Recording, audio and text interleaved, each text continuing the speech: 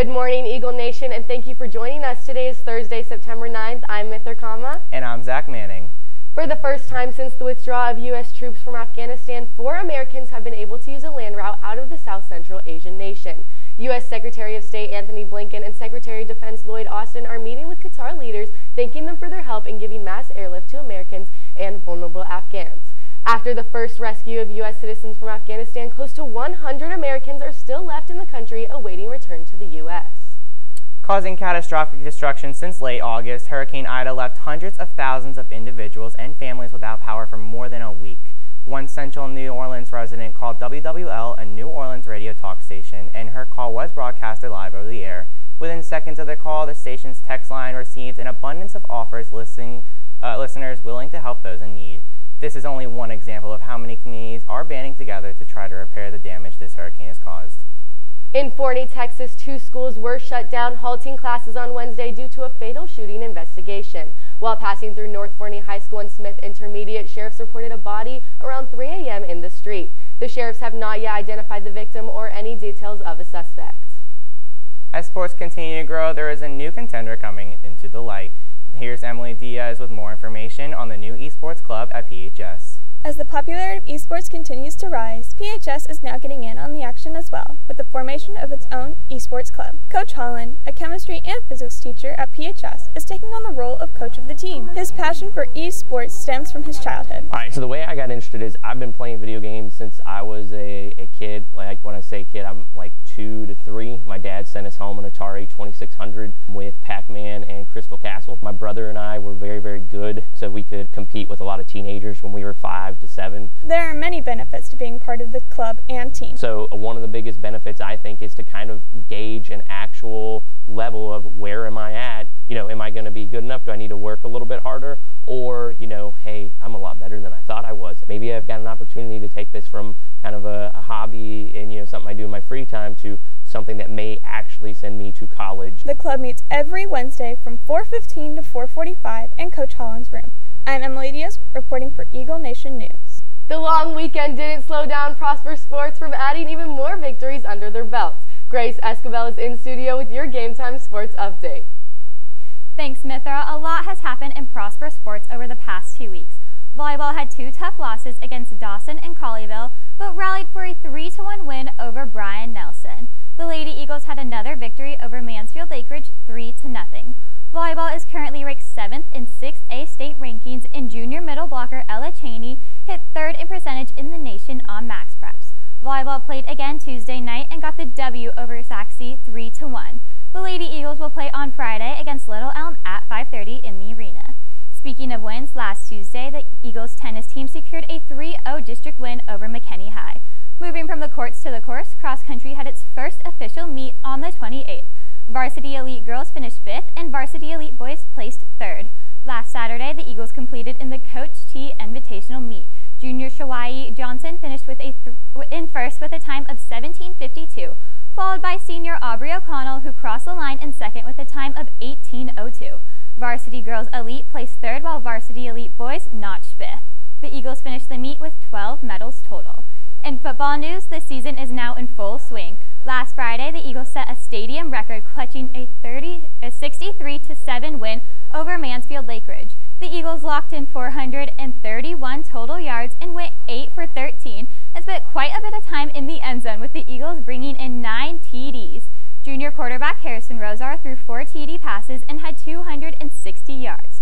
Senior defensive back and wide receiver Tyler Bailey notched 4 receptions and 127 yards with 2 TDs. Tomorrow, the Eagles will match up against South Lake Carroll, the 3rd-ranked team in the state, who had an upset 36-35 win over Rockwall Heath last week. Make sure to show your support for the Eagles at Children's Health Stadium at 7 p.m. tomorrow. Speaking of football, last weekend kicked off the start of college football, and tonight will launch the NFL season with the Cowboys facing against the reigning Super Bowl champion Tampa Bay Buccaneers. After this short break, Coleman Meyer discusses the anniversary of 9/11 and the lives impacted.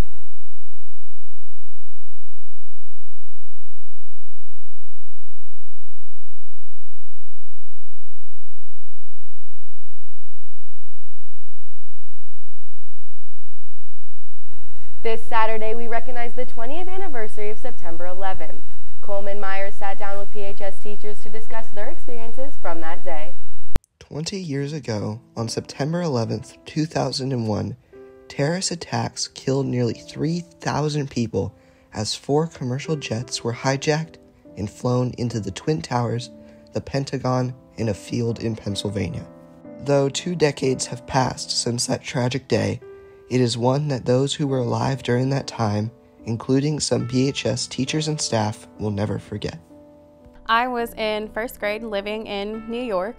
I was actually in the library of my elementary school, and I remember watching the TV and seeing the second plane actually hit the tower. At first I didn't know what was happening because I was like, I don't know, how old are you? And you're like in first grade. So I was confused. I just got out of school early, and then I saw that everybody was like crying and stuff. And then we were actually early released from school that day, and we were driving home, and you could see the smoke and the smog in the atmosphere because we have a nuclear power plant in our town, and they thought that we were going to be the next target.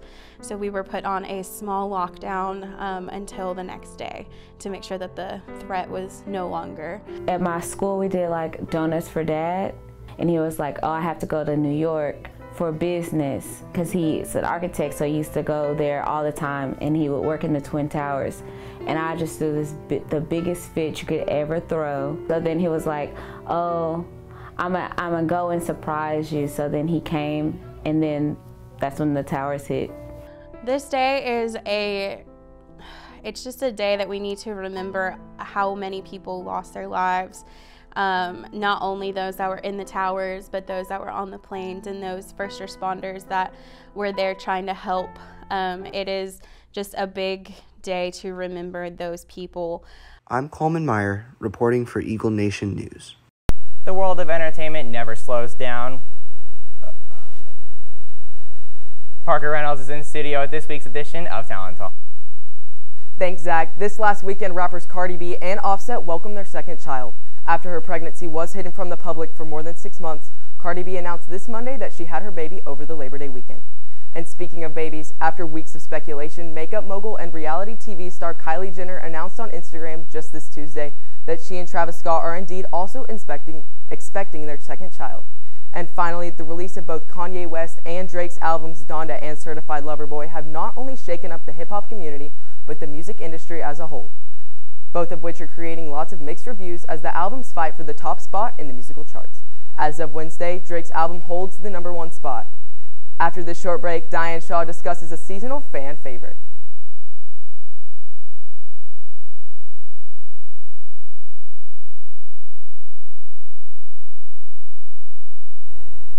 I know it's hard to believe, but it's already pumpkin spice season. Diane Shaw has all you need to know about where to satisfy your PSL cravings. For some individuals, fall is synonymous with pumpkin spice, and as temperatures start dropping, many PHS students are ready to enjoy this beloved fall flavor.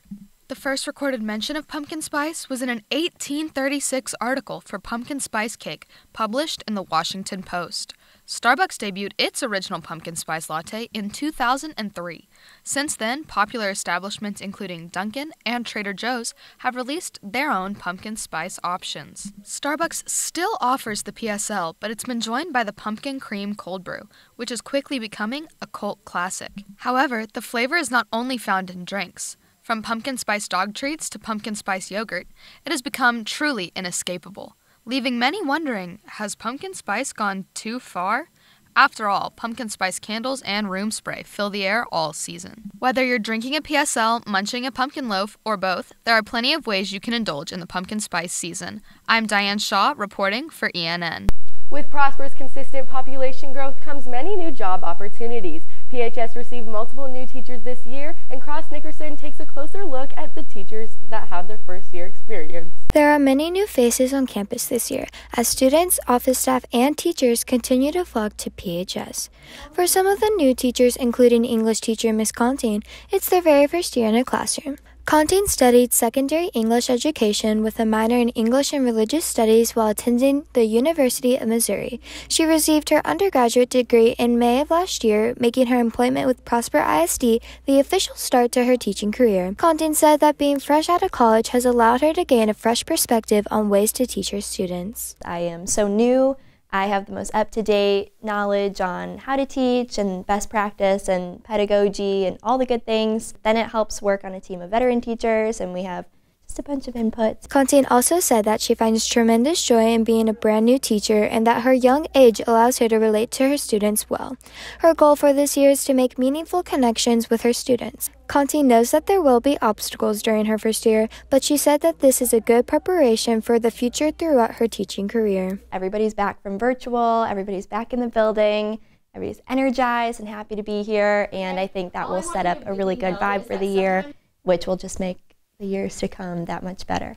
Constine said that so far, her first year has exceeded her expectations. She enjoys Prosper's school environment and values her coworkers and students and looks forward to what the rest of the year has in store for her teaching career. I'm Cross Nickerson, reporting for ENN. That's all we have for you today, Eagle Nation. I'm Zach Manning. And I'm Mithra Kama. Thanks for tuning in, and we'll see you next week.